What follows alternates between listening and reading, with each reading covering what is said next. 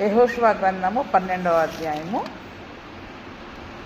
ధ్యానం చేసుకుందాం.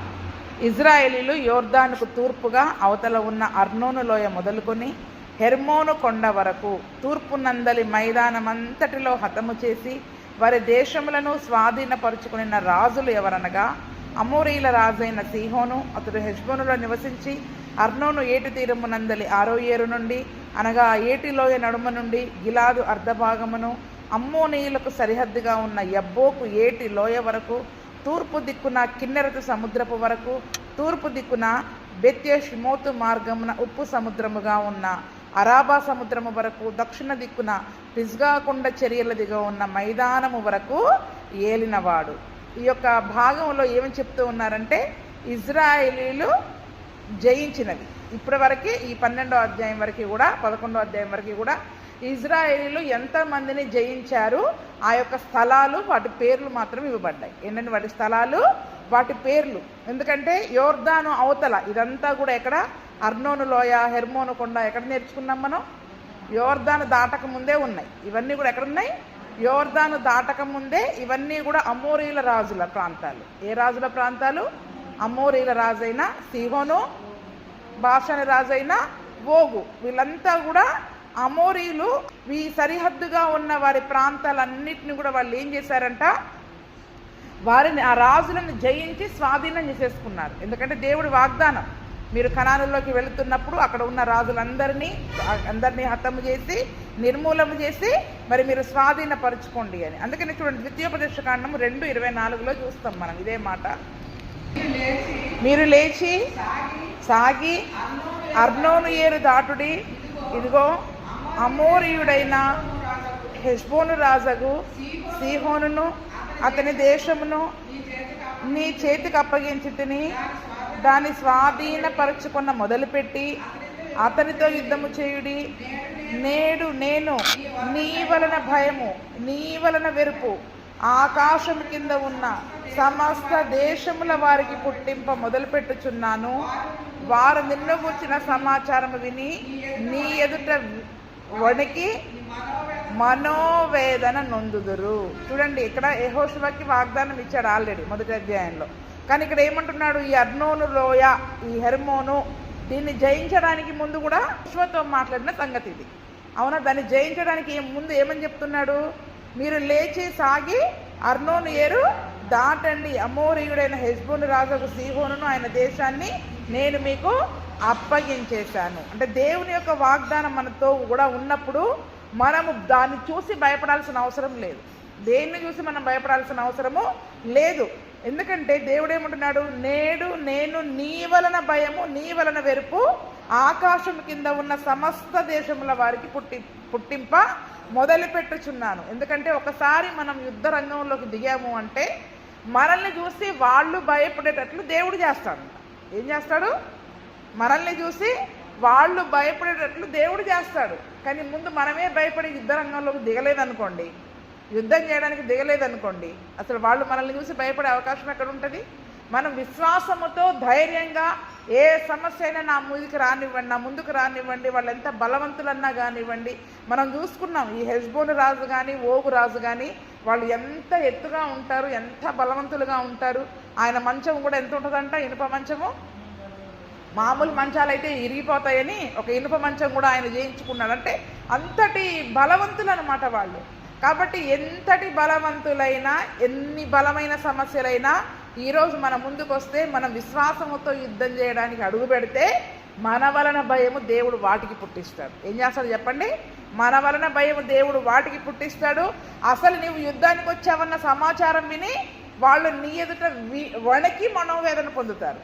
ఏంటంట, బాబాయ్ వీళ్ళు యుద్ధానికి, ఇజ్రాయేలీలు యుద్ధానికి వస్తున్నారు అన్న సమాచారం వాళ్ళు విన్నంతోడనే వాళ్ళలో వణుకు మొదలైపోతుంది.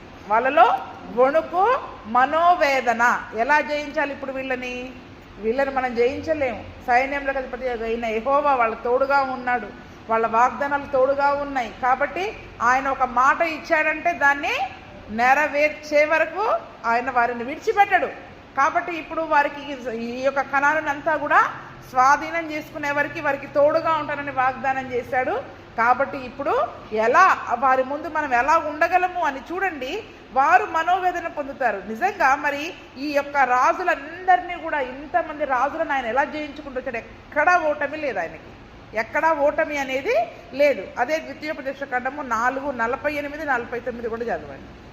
మోషేయు ఇజ్రాయేలీలను ఐగుప్తులో నుండి వచ్చుచు ఆ సీహోనును హతము చేసి అతని దేశమును యోర్దాను యువతల ఉదయ దిక్కున ఉన్న బాషాను రాజైన ఓగు యొక్క దేశమును అర్నోను ఏటి దరినున్న అరోయేరు మొదలుకొని హెర్మోనను సియోను కొండ వరకున్న అమ్మోరీయుల 2 రాజుల దేశమును పిస్గా యూటలకు దిగువగా అరాబా సముద్రము వరకు తూర్పు దిక్కున యోర్దాను అవతల అరాబా ప్రదేశం అంతయు స్వాధీనపరచుకునేది. ఇదంతా కూడా ఎక్కడ? మోషే ఉన్న సమయంలోనే జరిగిపోయింది. అదంతా కూడా మళ్ళీ ఇక్కడ 12వ అధ్యాయము మొదటి ఈ 3 వచనాలలో వాళ్ళు మొట్టమొదటిగా స్వాధీనం చేసుకున్న ఆ ప్రదేశాల గురించి అక్కడ రాస్తూ ఉన్నారు. తర్వాత 4వ వచనం నుండి మళ్ళీ మనం ధ్యానం చేసుకుందాం. అందుకని ఇజ్రాయేలీలు బాషాను రాజైన ఓగు దేశమును పట్టుకొనిరి. అతడు రెఫాయీల శేషములో ఒకడు. ఈ రెఫాయీలు, ఏమీలు, అనాకీలు వీళ్ళంతా ఒకే జాతి అని చెప్పారు, గుర్తుందా? ఏమీలు, రెఫాయీలు, జుంజుమ్మీలు అని కూడా అంటారు. వీళ్ళని ఏమని అంటారు? జుంజుమ్మీలు. అవునా? అది అక్కడ సంఖ్యాకాండంలో చదువుకున్నాం. రెఫాయీలు, ఏమీలు, జుంజుమ్మీలు, అనాకీలు వీళ్ళంతా ఈ గొల్యాతు జాతికి చెందిన వాళ్ళు అనమాట. వీళ్ళంతా కూడా రాక్షస జాతికి, గొల్యాతు జాతికి చెందినోళ్ళు కదా, అటువంటి వాళ్ళు. అందుకనే ఇప్పుడు ఫిలిస్తీన్ల దేశంలో గాతు నుండి గొల్యాతు వచ్చాడు. ఎక్కడికి? సమూయేలు గ్రంథంలో మనం చూస్తాం కదా, ఇజ్రాయేలుతో యుద్ధం చేయడానికి ఎవరు వచ్చారు? గొల్యాతు వచ్చాడు. అక్కడ ఎక్కడి నుంచి వచ్చాడు? గాతు వాడైన గొల్యాతు. ఇప్పుడు ఇక్కడ మనం పైన చూసుకున్నామా, గాజా, గాతు, అష్డోదులో కొద్దిమంది మిగిలి ఉన్నారని. అవునా?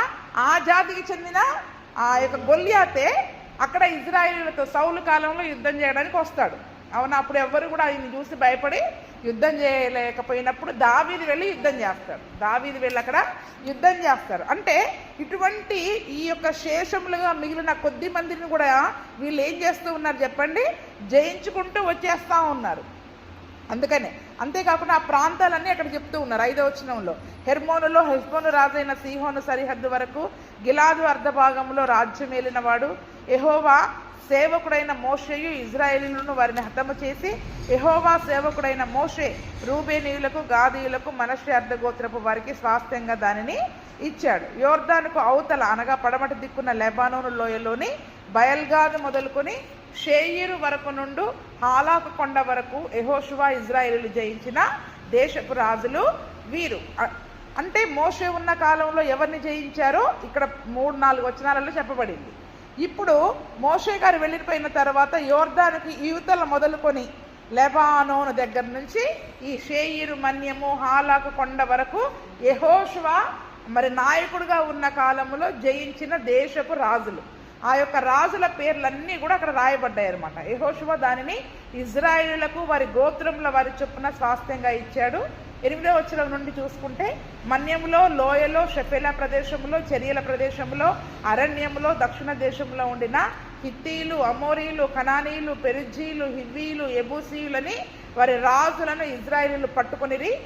వారెవరనగా యెరికో రాజు, బేతేలు వద్ద ఉన్న హాయి రాజు, యెరూషలేము రాజు, హెబ్రోను రాజు, యర్మూతు రాజు, లాకీషు రాజు, ఎగ్లోను రాజు, గెజెరు రాజు, దెబీరు రాజు, గెదెరు రాజు, హొర్మా రాజు, అరాదు రాజు, లిబ్నా రాజు, అదుల్లాము రాజు, మక్కేదా రాజు, బేతేలు రాజు, తప్పుయ రాజు, హెపెరు రాజు, అఫెకు రాజు, లషారోను రాజు, మాదోను రాజు, హసూరు రాజు, షిమ్రోన్ మే రోను రాజు, అక్షాపు రాజు, తానాకు రాజు, మెగిద్దో రాజు, కెదెషు రాజు, కర్మెలిలో యెక్నెయిము రాజు, దోరు మెట్టెలలో దోరు రాజు, గిల్గాలలోని గోయిల రాజు, తిర్సా రాజు. ఈ రాజులందరి సంఖ్య 31. అంటే ఈ 6వ అధ్యాయం నుండి ఈ 12వ అధ్యాయం వరకు యెహోషువ జయించిన రాజులు ఎంతమంది?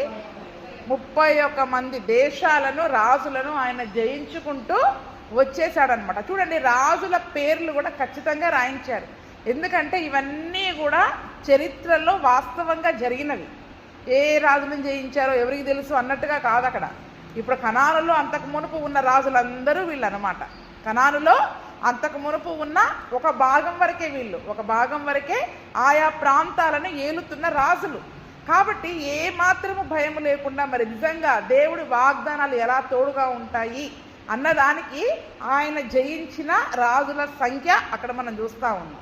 ఈరోజు కూడా మన ఆత్మీయ జీవితంలో మనం దేవుడు మనల్ని వేటిని జయించమంటున్నాడో, వేటిని చంపేయమంటున్నాడో, వేటిని నిర్మూలన చేయమంటున్నాడో మనం లెక్క పెట్టుకోగలుగుతున్నామా? అసలు చెప్పండి, మనం లెక్క పెట్టుకోగలుగుతున్నామా? దేవుడు దేనిని ఉంచకుండా నిర్మూలన చేయమన్నాడు, కానీ అక్కడ అన్ని నిర్మూలన చేశారు. ఇప్పుడు క్రొత్త నిబంధన కాలంలో మన ఆత్మీయ జీవితంలో అది శరీర సంబంధమైన పోరాటం అయితే, ఇదే పోరాటం ఇప్పుడు ఆత్మ సంబంధమైన పోరాటం. ఎందుకంటే ఎఫెసీలకు రాసిన పత్రికల్లో 5లో అంటాడు కదా, మీరు పోరాడునది శరీరులతో కాదు, ప్రధానులతో కాదు, ఆకాశ మండల మందలి దురాత్మల సమూహముతోనే మరి వాటితో మీరు పోరాడుతూ ఉన్నారు. కాబట్టి ఈరోజు మన పోరాటం ఎవరితో అంటే దురాత్మలతో పోరాటం, శరీరముతో పోరాటం, అంటే అపవాదితో పోరాటము, శరీరముతో పోరాడుతూ ఉన్నాం, లోకముతో పోరాడి మన ముందున్న ఈ లోకాన్ని, శరీరాన్ని, అపవాదిని జయించే వారముగా ఉండాలి, జయించే వారముగా మరి మనము ఉండాలి. ఇప్పుడు క్రొత్త నిబంధనలో మనం మరణము వరకు కూడా వీటితో మనకి పోరాటం ఉంటానే ఉంటుంది. మరణము వరకు ఒక్కసారి జయించేసాము అనడానికి లేదు. ఎందుకంటే లోకం మనల్ని ఏదో ఒక సమయంలో మనల్ని ఏం చేస్తూ ఉంటుంది, వెనక్కి ఈ శరీరం ఏం చేస్తూ ఉంటుంది, శరీరంలో బ్రతికినంత కాలం. అవునా? మరి మనం సొలొమోన్ రాజు గారి గురించి చూసుకుంటే వృద్ధాప్యంలో ఏమైపోయారు చెప్పండి? వృద్ధాప్యంలో అంటే ఆ శరీరం యొక్క మాట విన్నారు, తన మనస్సు మాట విన్నారా లేదా? భార్యలు చెప్పారని మరి తన మనస్సును కూడా ప్రేరేపించుకుని ఏం చేశాడు? విగ్రహారాధికుడిగా మారిపోయాడు. అంటే చూడండి, అందుకనే శరీరంలో ఉన్నంత కాలం శరీరం మనల్ని పాపానికి ప్రేరేపిస్తుంది, లోకంలో ఉన్నంత కాలం, ఎందుకంటే లోకంలో నుంచి మనం బయటికి పోలేము, బ్రతికేదే లోకంలో. కాబట్టి ఆ లోకం మీదకి రాబోయే ఉగ్రతలో మరి మనం పాలు పొందకుండా మనం వేరయ్యి దాన్ని జయించి జీవించాలి. కాబట్టి మరి మనము ఆ లోకముతో పోరాడేవారిగా ఉంటాం. మాటికి లోకంలోని వాళ్ళందరూ మనల్ని వెనక్కి లాగడానికి ప్రయత్నం చేస్తూ ఉంటారు. దానిని జయించగలగాలి, అపవాదిని మరి మనము జయించగలగాలి. కాబట్టి చూడండి, ఇది మనం అక్కడ పేర్ల సంఖ్య రాశారు. ఈరోజు మనం రాసుకోగలుగుతామా? ఇంతవరకు నా జీవితంలో నేను జయించినవి ఇవి, నాలో ఉన్న కోపాన్ని జయించా, శరీర కార్యాలు స్పష్టమై ఉన్నవి. పేర్లు ఎందుకు రాపించారు చెప్పండి? అక్కడ ఎందుకు రాపించారు పేర్లు? అక్కడ అవన్నీ మనలో ఉన్నాయి, వాటిని జయించాలి. ఇప్పుడు ఆ పేర్లన్నీ రాసి నాకు వీటిపైన గొప్ప జయం ఉంది అని మనం చెప్పగలుగుతున్నామా? నాలో అసలు కోపమే లేదు, నాలో అసలు కలహమే లేదు, నాలో అసలు దురాశే లేదు, నాలో అసలు అసూయే లేదు అని అక్కడ రాయబడిన చంపమన్న వాటి అన్నిటినీ నేను చంపాను, జయించాను, 31 రాజులను నేను జయించాను, ఈ శరీర కార్యాలు అక్కడ ఉన్నా వీటన్నిటిని నేను జయించాను అని మనం కూడా రాసినప్పుడే నిజంగా మనం జయించిన వారం, నిజంగా మరి మనము జయించిన వారం అవుతాం. కాబట్టి చూడండి, వాక్యం ఎందుకు వినాలి అసలు? మనం ఎలా జయించాలనేది చేయాలి. విశ్వాసముతో వాటిని మన జీవితంలోనికి రాకుండా మనం పూర్తిగా విడిచిపెట్టినప్పుడే, అందుకనే వాటిని సిలువకు వేసేయాలి లేదా సమర్పణ బలిపీఠం మీద పెట్టేయాలి. ఏం చేయాలి? మన శరీర కార్యాలని, ఈ శరీర సంబంధమైన అవయవాలని, భూమి మీద ఉన్న ఈ అవయవాలని మనం ఏం చేయాలి? సమర్పణ బలిపీఠం మీద పెట్టే లోపలికి రావాలంటున్నాం. ఎన్నిసార్లు మందిరానికి వస్తున్నాం, వెళ్తున్నాం, ఆ బలిపీఠం మీద పెట్టినట్టే పెడుతున్నాం, మళ్ళీ కూడా తీసుకుని వెళ్తున్నాం. ఏం చేస్తున్నాం చెప్పండి? అవి కాల్చబడట్లేదు. పరలోకం నుండి వచ్చే మరి ఆ పరిశుద్ధాత్మ మంటల్లో అవి కాలిపోవాలి, మనలో కనబడడానికి వీల్లేదు. చూడండి, ఈ దినమున యెహోషువ 31 రాజులను జయించాడు. ఈరోజు దేవుడు మరి కొత్త నిబంధనలో నిజంగా మనం కూడా వేటిని సిలువకు వేయమన్నారు, వేటిని చంపమన్నారు, మనం కూడా లిస్ట్ అవుట్ చేసుకొని ఇందులో నేను ఎన్ని జయించాను అని మనల్ని మనం పరీక్షించుకోవాలి. మనల్ని మరి మనము పరీక్షించుకున్నప్పుడే ఈరోజు దేవుని యొక్క వాగ్దానాలే కానివ్వండి, దేవుని యొక్క దీవెనలే కానీ మన జీవితంలో నెరవేర్చబడుతున్నట్టు. లేదా ఏదో ఊరికే వస్తున్నాం, అయ్యా నాకు సహాయం చేయండి అని ప్రార్థన చేస్తున్నాం, కానీ అది నీ జీవితంలో వచ్చినప్పుడు దాన్ని ఎందుకు తరమలేకపోతున్నారు? దాన్ని ఎందుకు మళ్ళీ కనబడకుండా చంపలేకపోతా ఉన్నాం? మళ్ళీ మనం అవి మళ్ళీ కనబడుతున్నాయి అంటే దేవుడు ఏదో ఒకసారి మళ్ళీ ఏం చేస్తాడు చెప్పండి? చంపాల్సినవి చంపకపోతే జరిగే నష్టం ఏంటి? ఇప్పుడు ఏదో ఒక రోజు మనం వాటికి బానిస అయిపోతాం, అవి మన సాక్ష్యాన్ని పాడు చేస్తాయి, మన ప్రార్థనా జీవితాన్ని పాడు చేస్తాయి, ఆత్మీయ జీవితాన్ని పాడు చేస్తాయి. కళ్ళల్లో ముళ్ళులాగా, ప్రక్కల్లో శూలాల్లాగా అవి మన ఆత్మీయ జీవితంలో బాగా మనల్ని బాధ పెట్టేవిగా ఉంటాయి. అందుకని చూడండి, మరి 12వ అధ్యాయంలో మోషే ఉన్నప్పుడు ఎవరిని జయించారు? మరి యెహోషువ కాలంలో ఆ 12 అధ్యాయం వరకు కూడా 31 రాజులు. ఎంతమంది అండి ఆ రాజులందరూ కూడా? 31 రాజులని 12వ అధ్యాయం వరకు జయించారు. అది ఇంకా 31 మంది లేరు కనాను దేశం అంతా, ఇంకా చాలా మంది ఉన్నారు. కానీ 12వ అధ్యాయం వరకు వాళ్ళు జయించింది ఎంతమంది రాజులని? 31 రాజులని మరి వాళ్ళు జయించారు. ఈరోజు కూడా మరి కొత్త నిబంధన కాలంలో మరి దేవుడు మనల్ని ఏవైతే చంపమంటున్నాడో మనం కూడా లిస్ట్ అవుట్ చేయాలి. మళ్ళీ అసలు మనలో కనబడడానికి వీల్లేదు. చంపి ఉరి తీసేసి వాళ్ళని ఏం చేశారు చెప్పండి? రాళ్ళ కుప్పేశారు, లేదా సంగోలో వేసి పాతేశారు, లేదా కాలు చేసి పడేశారు. అవునా? అంటే మళ్ళీ కనబడ్డాయి అవి. ఇప్పుడు మరి మనలో కూడా ఈ శరీర కార్యాలు చంపాలి కదా, మళ్ళీ ఎందుకు కనపడుతున్నాయి ఇప్పుడు మన దగ్గర? అంటే చంపాల్సిన విధంగా పూర్తిగా వాటిని చంపలేకపోతా ఉన్నాం. అది 12వ అధ్యాయం. 13వ అధ్యాయంలోకి వచ్చేద్దాం. 13వ అధ్యాయం మొదటి నుంచి మరి మనం ధ్యానం చేసుకున్నట్లయితే, యెహోషువ బహుదినములు గడిచిన వృద్ధుడు కాగా యెహోవా అతనికి ఇలాగూ సెలవిచ్చెను. అంటే చూడండి, నేనేం చెప్పాను? సుమారుగా చాలామంది చెప్పే సంగతులు ఏంటి? 7 సంవత్సరాలు యుద్ధాలు బహు విపరీతముగా విశ్రాంతి లేకుండా మరి 7 సంవత్సరాలు యుద్ధాలు చేసినట్టుగా మనం చూసుకున్నాం యెహోషువ. కాబట్టి వాళ్ళ శరీరం ఏమైపోద్ది చెప్పండి? అక్కడ నలిగిపోద్ది, నలగొట్టబడుతుంది బాగా కూడా. కాబట్టి వాళ్ళకి తొందరగా అలసిపోతారు. అందుకని ఇక్కడ కూడా చూడండి, ఇప్పుడు యెహోషువ ఏం చేశారు? బహుదినములు గడిచిన వృద్ధుడైపోయాడు. ఆ 7 సంవత్సరాల్లో విశ్రాంతి లేకుండా. ఎందుకంటే సమయం కొద్దిగా ఉంది. వీళ్ళందరికీ ఏం చేయాలి? ఇప్పుడు కనానుని స్వాధీనపరిచి వారికి స్వాస్థ్యాలు పంచే పని ఎవరిది? ఇప్పుడు నాయకుడైన యెహోషువది. కాబట్టి విశ్రాంతి లేకుండా యుద్ధాలు చేసి వృద్ధుడైపోయాడంట. కాబట్టి దేవుడు ఏమని సెలవిస్తున్నాడు అక్కడ? నువ్వు బహుదినములు గడిచిన వృద్ధుడకు స్వాధీనపరుచుకున్నటకు అతి విస్తారమైన దేశం ఇంకా మిగిలి ఉంది. అంటే ఎంతగా కష్టపడ్డా మళ్ళీ ఇంకా ఏమంటున్నారు చూడండి, ఇంకా చాలా ఉందంట కనానులో వాళ్ళు ఇంకా జయించాల్సిన స్థలాలు చాలా ఉన్నాయి. కాబట్టి ఇంక అసలు మిగిలిపోయిన దేశాలు ఏంటో అక్కడ పేర్లు ఇచ్చాడు. ఫిలిస్తీన్ల ప్రదేశాలన్నీ, గెషురీల దేశము, ఐగుప్తుకు తూర్పున ఉన్న షీహోరు మొదలుకొని కనానీయులవని ఎంచబడిన ఉత్తర దిక్కున ఎక్రోనీల సరిహద్దు వరకు, అంతేకాకుండా ఫిలిస్తీన్ల 5 సర్దారులకు చేరిన గాజీలు, అష్డోదీయులు, అష్కోనీయులు, గాతీయుల యొక్క ఎక్రోనీయుల యొక్క దేశము. ఇక్కడ మనం చూసాం కదా ఆ ప్రాంతాలను అక్కడ వాళ్ళు విడిచిపెట్టారు అని 11:22లో చూసాం కదా మనం. గాజా, గాతు, అష్డోదు అక్కడ మిగిలారని. అవన్నీ కూడా ఏ ప్రాంతంలో ఉన్నాయి? ప్రజెంట్ ఫిలిస్తీన్ల ప్రాంతంలో ఉన్నాయి. కాబట్టి వాటిని కూడా వీళ్ళు ఇంకా జయించలేకపోయారు. దక్షిణ దిక్కున ఆవీయుల దేశము, కనానీయుల దేశము, సీదోనీయులదైన మెరా మొదలుకొని ఆఫేకు వరకు ఉన్న అమోరీయుల సరిహద్దు వరకు, గిబ్లీయుల దేశము, హెర్మోను కొండ దిగువ ఉన్న బయల్గాద్ మొదలుకొని హమాతునకు పోవు మార్గము వరకు, లెబానోను ప్రదేశమంతయు, లెబానోను మొదలుకొని మిశ్రపొత్మాయిము వరకు దేశము మిగిలి ఉన్నది. అంత ప్రాంతాలు ఇంకా వాళ్ళు జయించాల్సిన ఉన్నవో అక్కడ రాశారు. తర్వాత మన్యపు నివాసులందరినీ, సీదోనీయులందరినీ నేను ఇజ్రాయేలుల ఎదుట నుంచి వెళ్ళగొట్టేదను. కావున నేను నీకు ఆజ్ఞాపించినట్లు నీవు ఇజ్రాయేలులకు స్వాస్థ్యముగా దానిని పంచిపెట్టవలెను. కాబట్టి ఇంకా జయించాల్సింది ఉంది. ఇప్పుడు నువ్వు యుద్ధం చేసే శక్తి లేదు. ఎందుకంటే అప్పటికే ఏమైపోయావు? నువ్వు బహుదినములు గడిచిన వృద్ధుడవి అయిపోయావు. కాబట్టి ఇప్పుడు నువ్వు జయించినంత వరకు స్వాస్థ్యాలు పంచిపెట్టే. జయించుకుంటూ వెళ్ళారు కానీ స్వాస్థ్యాలను ఇంకా పంచిపెట్టలేదు.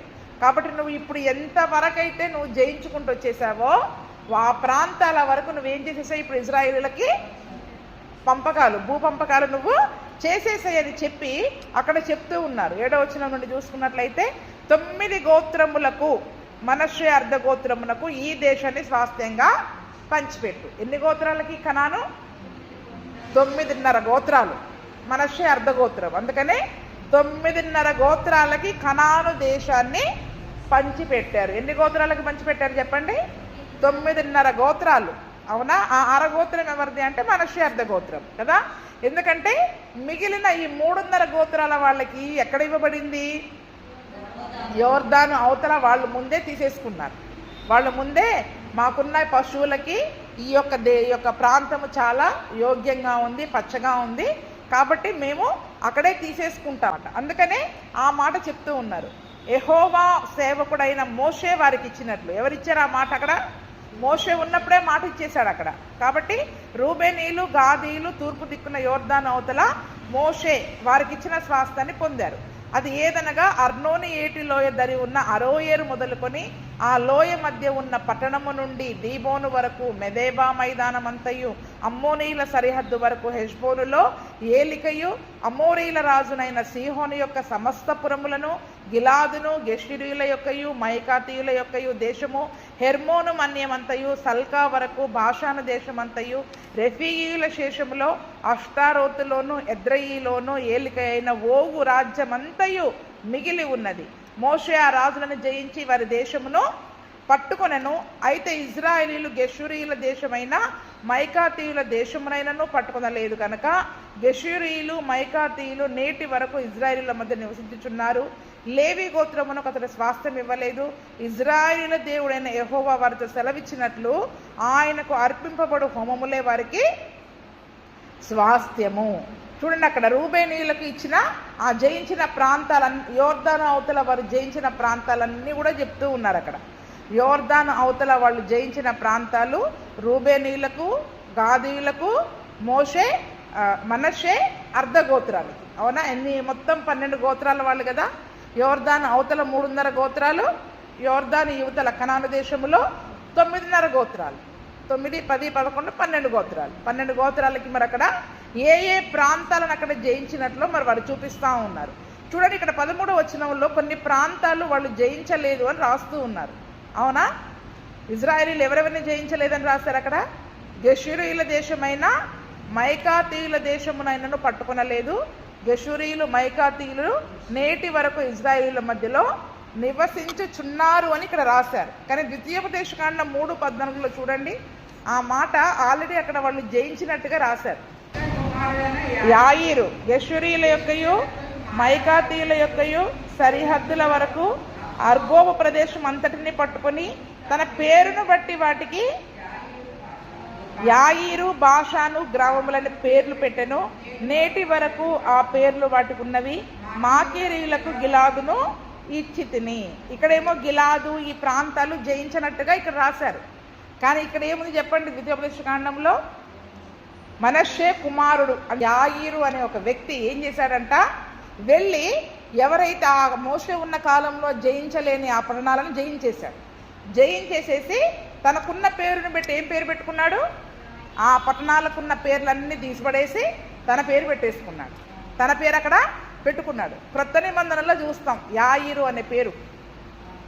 అవునా? యాయీరు పుత్రిక అని ఉంటుంది. అంటే యాయీరు అనే ప్రాంతంలో యాయీరు అనే ఒక వ్యక్తి ఉన్నాడు.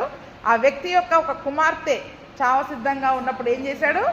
యేసు ప్రభు దగ్గరకు వచ్చి, నా కుమార్తె చనిపోవడానికి సిద్ధంగా ఉంది, దయచేసి వచ్చి ఆమె మీద చేతుల నుంచి ప్రార్థన చేయమని అడిగినట్టు చూస్తాం. ఆ యాయీరు ప్రాంతాలు అనమాట. తర్వాత యేసు ప్రభుల వారు ఈ ప్రాంతాలన్నీ తిరిగినప్పుడు ఇక్కడ కిన్నెరెతు అనే పేరు కూడా వచ్చింది. అదేంటి చెప్పండి? ఇక్కడ కొత్త నిబంధనలో కూడా గిన్నెసెరతు లేకపోతే కిన్నెరెతు సముద్ర తీరమున అని ఉంటుంది. అంటే గలిలియా సముద్ర తీర ప్రాంతాలు ఇవన్నీ మళ్ళీ కొత్త నిబంధనలో మనకు వస్తాయి. కొంచెం పేరు మార్పులతో వస్తాయి. ఎందుకంటే ఎవరెవరైతే జయించారో వాళ్ళు ఏం చేశారంట, ఆ పాత పేర్లు తీసిపడేసి ఏం చేశారు? కొత్త పేర్లు పెట్టేసుకున్నారు. అవన్నీ కనానీయుల పేర్లు కదా, దేశాలకు ఉన్న పేర్లు. అందుకని ఇప్పుడు యాయీరు, బాషాను ఇవన్నీ ఎవరి పేర్లు చెప్పండి? అందుకని కొన్ని చోట్ల పాత పేర్లు ఉన్నాయి, కొన్ని చోట్ల కొత్త పేర్లు ఉన్నాయి. ఇప్పుడు బాషాను రాజైన ఓగ్ అంటాం, కానీ నిజానికి ఆ బాషన్ అనే పేరు మన యాయీరు జయించాడు కాబట్టి అతని కొడుకు పేరో అతని తండ్రి పేరో ఎవరిదో తన బంధువుల పేరు బాషన్ అని పేరు పెట్టేశాడు. అంటే తన ఇంట్లో వాళ్ళ పేర్లు ఎవరిదో ఒకటి తను జయించిన ప్రాంతాలన్నిటికీ ఏం చేస్తాం? ఇప్పుడు చూడండి, ఊర్ల పేర్లు కొన్ని మనుషుల పేర్లు ఉంటాయి.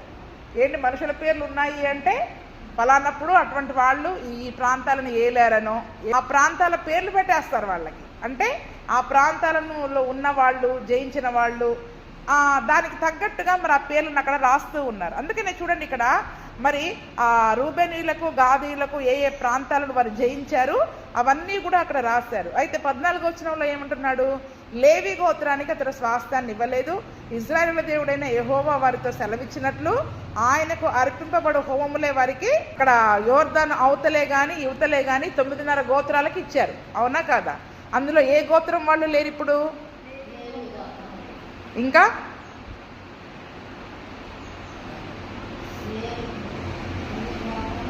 ఇజ్రాయేలీలు 12 పేర్లు కదా, అవునా?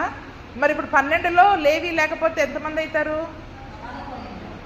11 ఎలాగైతారు మరి? యోసేపు సంతానం.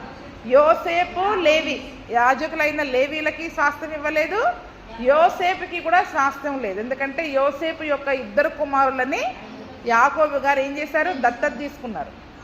దత్తత తీసుకున్నారు. నా కుమారులలో వీళ్ళు కుమారులుగా ఎంచబడతారని దత్తత తీసుకున్నారు. కాబట్టి లేవీలు యోసేపు పేర్లు పోతాయి అక్కడ.